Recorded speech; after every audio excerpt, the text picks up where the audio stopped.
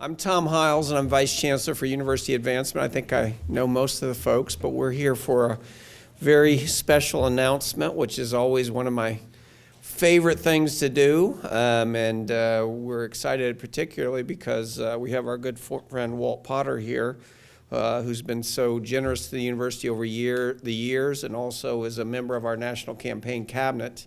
I talked to him earlier, and one time when we were walking to a campaign cabinet meeting, he told me about the number of times or the number of hours that he spent at Heidelberg when he was a graduate student at Mizzou. So I told him we were thinking about, that was our second choice, is to have the event at the Heidelberg, but maybe we can do that after the announcement as well, so he can share about that. But we're very pleased to have also Dean Mills here, who will make a response. Chancellor Lofton will be making the announcement in a minute, and then Dean Mills will speak on behalf of the School of Journalism, and then we'll hear from our guest of honor, Walt Potter. So with no further ado, let me introduce Chancellor Lofton for the announcement.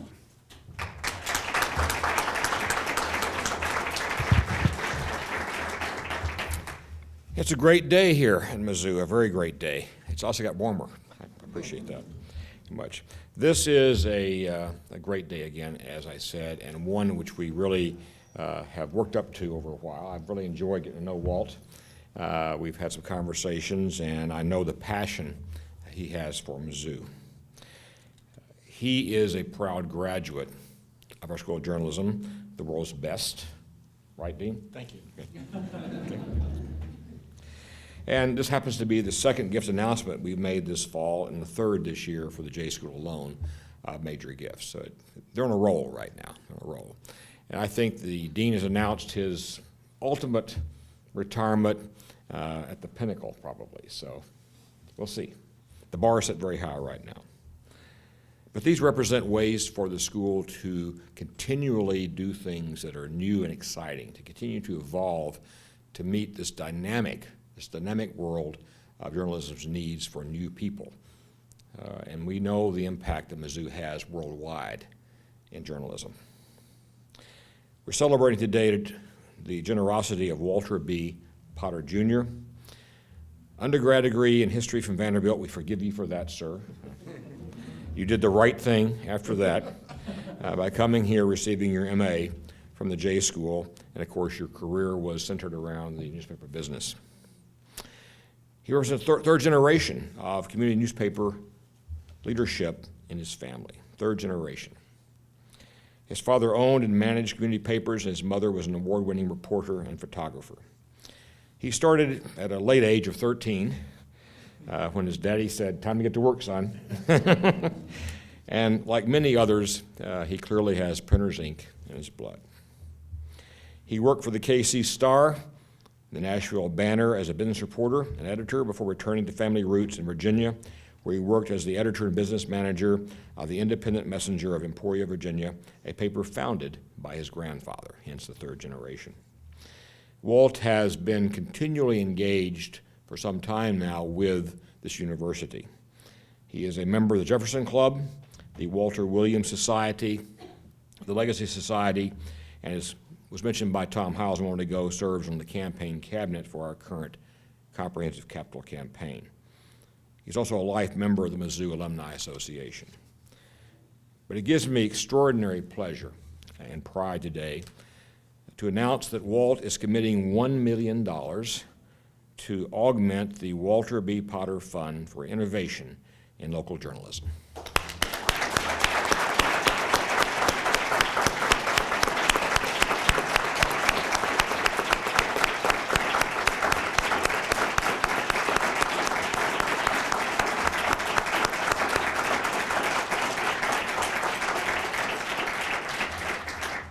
Walt's an efficient individual, so he's not just here to talk to us right now. Well, we appreciate that coming up in a moment here. He's also to kick off the annual Walter B. Potter Senior Conference, Innovation and Transformation in Community Journalism at the RJI. So he has another couple of days in front of him giving back to this extraordinary university. This gift will further advance the MU School of Journalism as the worldwide leader in journalism teaching, research, and innovation. Walt's found a meaningful way to advance his passion for his life's work in community journalism. And we thank him so deeply for his generosity and for supporting an industry that's vital to our democracy. Here to tell us more about the impact of his philanthropy on the J School and our students is Dean Mills.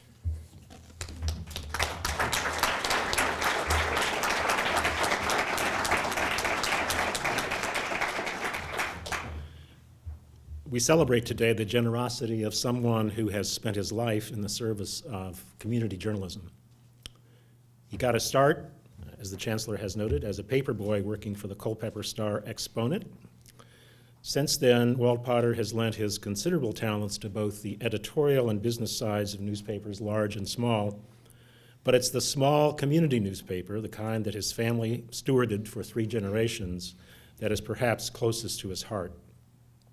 It's a passion, of course, that is shared by the Missouri School of Journalism, and that's why we are particularly fond of this latest gift from Walt. While so much of the conversation about American journalism these days focuses on the media's dire financial prospects, small community news organizations are not only surviving, but thriving. These organizations are crucial to democracy at the local level. They give citizens the news and information they need to build and maintain strong communities. This generous gift will strengthen those organizations through the generations by helping them to use the latest technologies and approaches to provide rigorous and useful journalism to their audiences. Mr. Potter created the Walter B. Potter Fund for Local Journalism in 2010 to enhance teaching and research about journalism that serves small communities, and to support journalists in those communities as they make the transition from print to digital. The endowment, which this $1 million commitment will supplement, underwrites the Walter B. Potter Senior Conference, a program of the Reynolds Journalism Institute. Launched in 2011, the Potter Conference brings together community news executives and leaders for an exchange and dialogue about the best practices that will help them sustain local journalism. Over the past 4 years, several hundred journalists representing more than 2,000 individual newspapers have participated in Potter conferences at RGI headquarters here and in Virginia, New York, Mississippi, Illinois, Kentucky, Michigan, Louisiana, Alabama, and Georgia, and we're just starting, right, Walt? The Potter Conference returns to RGI, in fact, this week with the program Innovation and Transformation in Community Newspapers. Participants from 21 news organizations will share with each other their proven ideas to generate revenue, boost readership, and improve their operations. Walt is visiting Frigid, Missouri, primarily to attend that conference, but we're delighted that he could arrange to come in a day early so that we could acknowledge all that he and his family have done for the J School and for community journalism. Please join me in thanking Walt Potter for his investment in both the Missouri School of Journalism and the future of community news.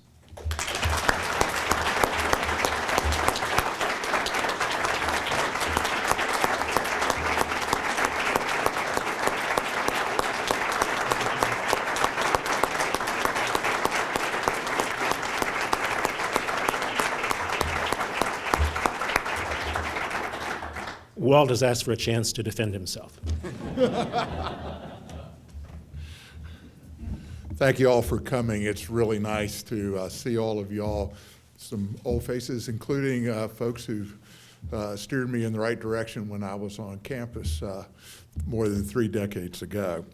I also want to thank Vice Chancellor Hiles, Chancellor Lofton, Dean Mills for their kind remarks, even though they stole some of the thunder of the speech I was rehearsing in the hotel. But I appreciate them getting all that out there. And I just want to respond by saying that it is my honor to support the School of Journalism and the university through the Potter Fund. But let me expand on that for a few minutes. Saying it's my honor kind of sounds like what a typical thing a donor might say, doesn't it? But in my case, it really is true. I really do feel like it's an honor to be able to create and support the Potter Fund, and through it, the best journalism school in the world and the great University of Missouri. And let me explain a little bit about why. First, as previously reported, I am a third-generation newspaperman, and 3 generations of my family have enjoyed satisfying careers in the great journalism profession. That makes it easy to give back and an honor to do so. Secondly, in my own individual case, my time at the University of Missouri was a turning point in my life. I mean, again, it's kind of a cliche to say something that is changed your life, but in my case, it was really true. My career took a sharp turn upward, and more importantly, the people I met at Mizzou and the ideas that I acquired enriched my life and to the present day. Again, it's just natural to want to give back when you've received so much. And in particular, the work that the Chancellor and Tom talked about in terms of raising funds for the university as a whole on the campaign cabinet and so forth, I just really want to help future students have some of the gifts that I've had from the University of Missouri. So again, it's an honor, a genuine honor to serve on the campaign cabinet, and I look to do more in terms of providing my time as well as my funds. One more thing about why it's an honor to provide these gifts, and it also got started here at the University of Missouri. As a graduate student more than 3 decades ago, I was required to take something called comprehensive exam. And it was one of those exams where you stay up all night trying to get ready for it, but it also was an exam that made me think about journalism and communications in general. On that exam, there were questions about something called teletext. Anybody here remember teletext? We have one. But teletext and some of the other technologies that were talked about on the exam were precursors to the digital communication that has grown into the internet and everything else that has been so creative and destructive in the several decades since. It sort of, again, Mizzou sort of prepared me for what was coming up. And I'm sad to say that some of the publications I was privileged to work for are no longer there. The Nashville Banner, Press Time, which was the journal of the Trade Association for the newspaper industry, they're gone. The morning paper in Kansas City I work for is still there, but the nameplate, the Kansas City Times, is gone. In fact, among newspaper people of my age, there's a drinking game among some of us in which we compete to see which one of us has worked for the most papers that are now no longer in existence.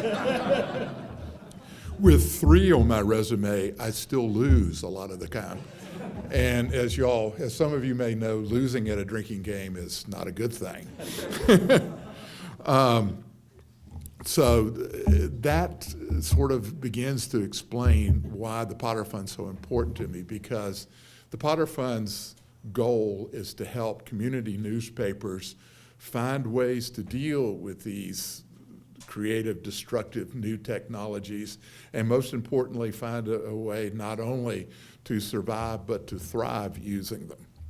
So now I hope you understand something about why I'm so passionate about what the Potter Fund is doing. Of course, having decided that we need to do something, there's still the question of what to do.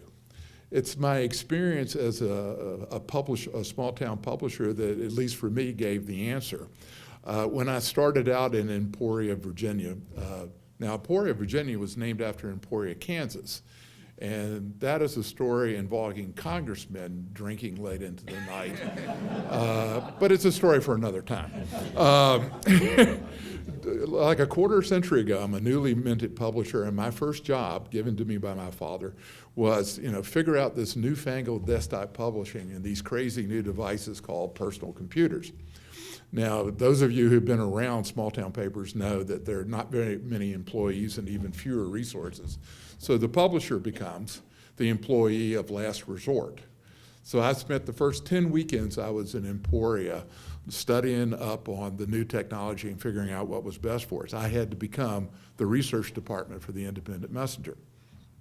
In the years since, it's become increasingly clear to me that what small town papers need, because they are so time pressed and resource limited, need someone to provide the research department for them, to become the go-to destination when they have questions like, what technology do I buy? How do I use it?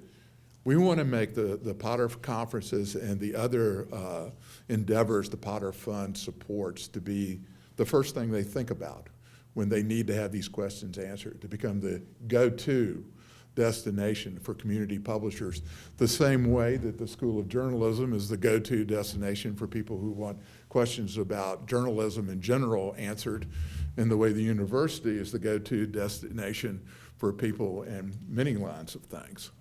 So you can see why I'm passionate, I'm excited, and why it is definitely an honor to be able to, through the Potter Fund, to contribute to these important endeavors. So gentlemen, I thank you for the opportunity so much, and thanks to all of you all for coming. Appreciate it a great deal.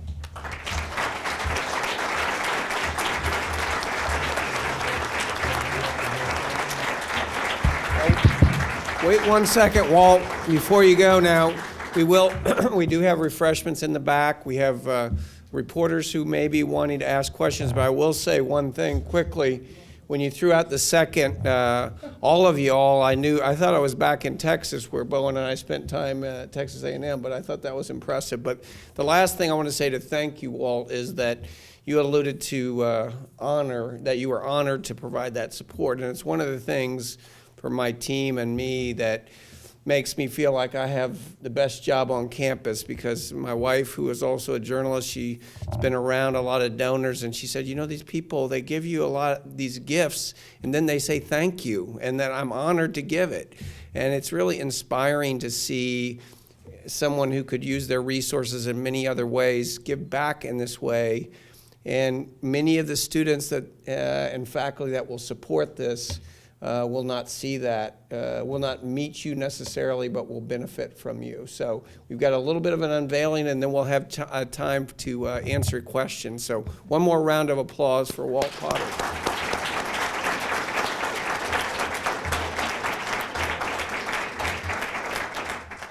So Walt, we wanted to give you a memento of this day that we think represents the spirit of the Potter Conference.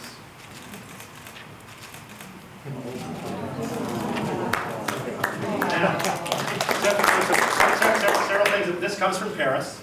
Paris, Missouri.